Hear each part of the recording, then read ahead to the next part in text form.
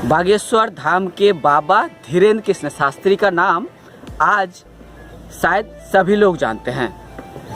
आप क्या सोचते हैं, आपकी क्या समस्या है, आपके बिन बोले ही बाबा जान जाते हैं।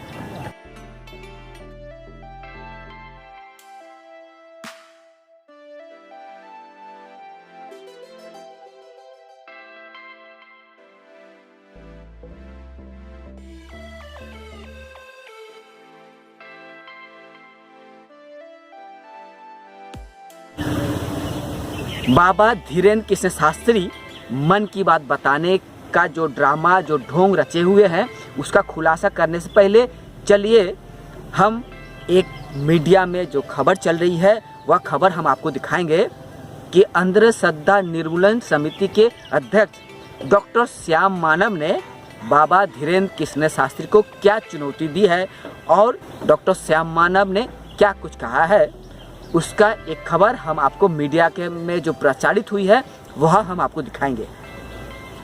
आपने जानबूझकर हिंदू धर्म को, सनातन धर्म को टारगेट किया है, आपका इस पर क्या जवाब है? और इसी का जो प्रश्न का दूसरा हिस्सा है वो ये है कि क्या श्याम मानव ने आज तक धर्मांतरण कराने वाले या अंधविश्वास, भूत प्रेत भगाने का दावा करने वाले किसी पादरी, किसी मौलवी पर एफआईआर दर्ज कराई है?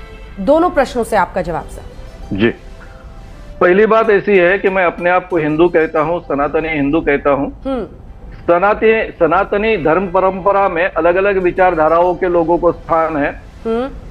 भगवान को न मानने वाले लेकिन वेदों को मानने वाले सांख्य परंपरा भी दर्शन है, चारवाक दर्शन भी है, लोकायत दर्शन भी है, जिसको नास्तिक दर्शन कहते हैं, और ये सभी सनातन धर्म परंपरा के हिस्से हैं।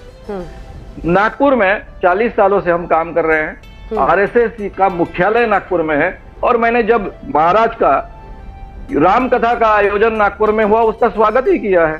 केवल उनके दिव्य दरबार में वो दो बातें करते हैं, चमत्कारों का दावा करते हैं, दिव्य शक्ति उनमें होती है, उसके लिए चैलेंज किया है। और महाराष्ट्र का जादू टोना विरोधी कानून, जिसका हर शब्द मैंने फाइनल किया, उस कानून के तहत चमत्कार का प्रयोग प्रदर्शित कर ठगी करना ये कानूनन अपराध है। ठीक है। साथ में उन्होंने अपने दरबार में भूत बताए, इतना ही नहीं तो किसी ने टोटका किया, करनी की, जादू टोना किया, ऐसा कहा है, वो भी कानूनन अपराध है। तो एक तरफ कानून के जरिए उन पर कंप्लेंट दायर करने की कोशिश की गई है और दूसरी तरफ उनके इस दिव्य शक्ति को चुनौती दी। अभी दूसरे उसका आपके सवाल का जवाब भी मैं दे देता हूँ।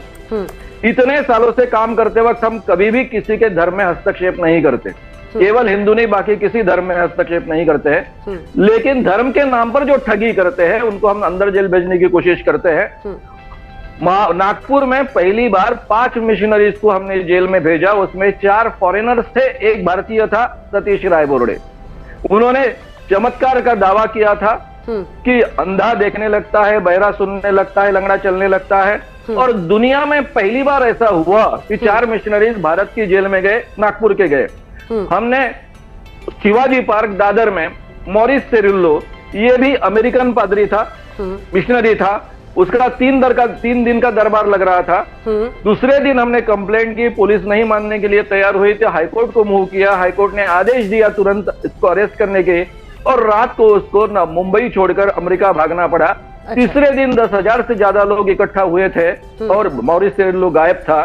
तो ये काम हमेशा करते आए हैं, लेकिन 2013 में नागपुर में जो जादू टोना विरोधी कानून बना है उसके बाद में ये काम करना नहीं होता है। पुलिस से मुझे फोन आते हैं, क्योंकि मैंने पूरे महाराष्ट्र के पुलिस अधिकारियों का ट्रेनिंग किया है, मैं उनको सलाह देता हूँ। इसके तहत भी कई मिशनरी अंदर गए हैं।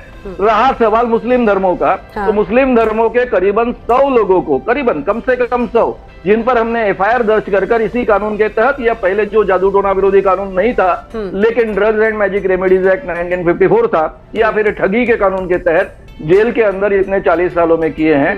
अब जो प्रमाण हमारी संख्या का है वही प्रमाण हमारे एक्सपोजर में आपको देखने को मिलेगा। अगला सवाल हमने, ठीक है, अगला सवाल आपसे श्याम मानव जी, और वो सवाल ये है कि जो लोग यहाँ पर पहुंचते हैं उनका क्या?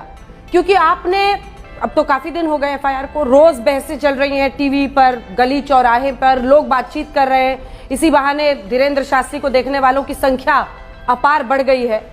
वो लोग आज भी पहुंच रहे हैं, आप उनकी आस्था को छू नहीं पा रहे हैं, बल्कि वो और एकजुट होकर विरोध कर रहे हैं कि ये जानबूझकर हिंदू धर्म का अपमान है। अब आपकी स्ट्रैटेजी क्या होगी?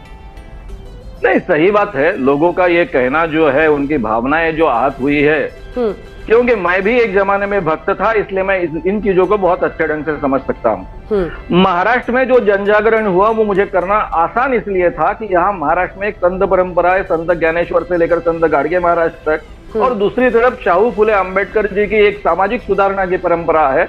इसलिए महाराष्ट्र में काफी पहले से जनजागरण था, इसलिए मेरा काम आसान था और ये सब बातें मैं महाराष्ट्र में ताकत से लोगों तक पहुंचा पाया। बाहर प्रांतों में ये पहुंचाना बहुत कठिन है, इसकी मुझे कल्पना है, लेकिन इस बहाने पूरे भारत में पहली बार चमत्कार है नहीं है इसकी चर्चा हो रही है। ठीक है, अगला सवाल। में चमत्कार होते हैं कि नहीं, चर्चा हो रही है। अगला सवाल, आपने कहा कि आप भी पहले पूजा पाठ करते थे, आप भी ऐसे गुरुओं के पास जाते थे, ऐसा क्या हुआ जिसकी वजह से श्याम मानव का नजरिया बदला? एक तो पहले मैं बहुत ही अंधविश्वासी था, लेकिन दूसरी तरफ विनोबा भावे जो भूदान यज्ञ चलाते थे उनके साथ में मैं रहा हूं, तो वो बहुत ही अंधविश्वास के खिलाफ थे। उनके जीवन में कोई अंधविश्वास नहीं था, ये देखने को मिलता था। फिर मैं जयप्रकाश नारायण के संगठन से जुड़ा तो हमें आचार्य दादा धर्माधिकारी हमारे प्रशिक्षक मिले, वो बहुत ही रैशनल बातें करते थे, इसमें काफी मेरा रैशनल एटीट्यूड तैयार हो गया था। लेकिन मुझे कई सवालों का जवाब नहीं मिला था। किर्लोस्कर पुणे में मैं नौकरी के लिए गया, वहां पर मेरा ये रैशनल विचारों से परिचय हुआ, मुझे हर सवाल का जवाब मिला। 10वीं क्लास में मैं पढ़ रहा था, तब मुझे भूत लगा था और मांत्रिक ने उतारा था, इसका जवाब मिला। चमत्कार क्या होते हैं, इसका जवाब मिला। हमारी जो अनुभूतियां होती है, जिसको हम आध्यात्मिक अनुभूतियां कहते हैं, वो क्या होता है, इसका जवाब मिला। और उसमें परिवर्तन हुआ। आखिरी सवाल, इसमें काफी बड़ा हिस्सा है। आखिरी सवाल, आप क्या उम्मीद लेकर आगे बढ़ रहे हैं? आखिरी सवाल है, आपको क्या लग रहा है कि क्या कार्रवाई हो इस बाबा के खिलाफ?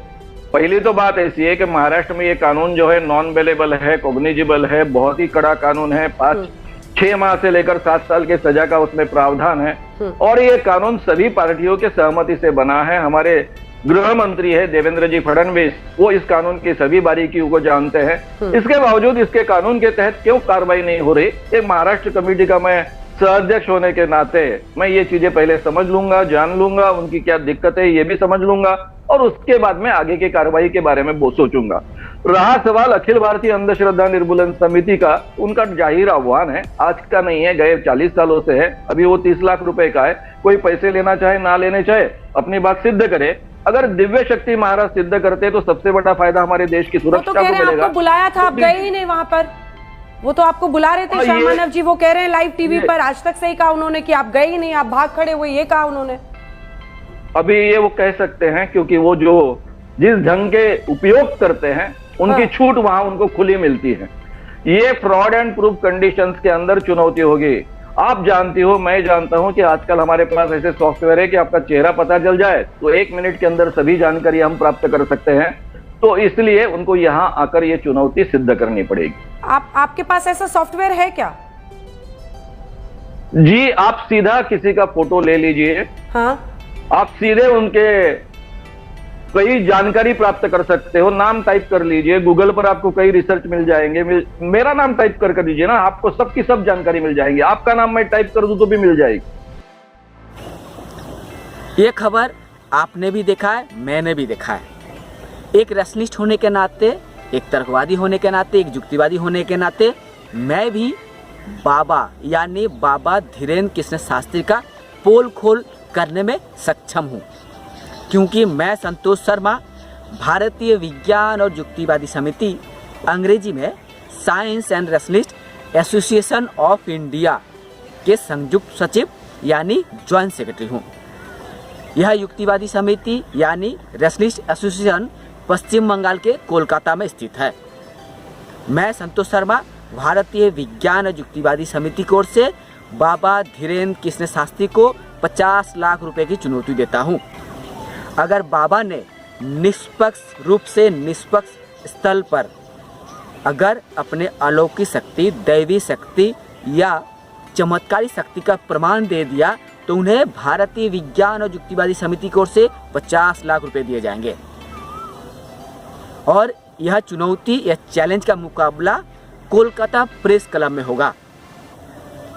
पश्चिम बंगाल की राजधानी महानगर कोलकाता में स्थित कोलकाता प्रेस क्लब में यह चुनौती का मुकाबला होगा। मैं अपने इस वीडियो के माध्यम से बाबा धीरेन्द्र कृष्ण शास्त्री को भारतीय विज्ञान और युक्तिवादी समिति की ओर से 50 लाख रुपए की चुनौती देना चाहूँगा और इसके साथ ही ये भी कहूँगा कि क्या बाबा चुनौती का सामना करेंगे।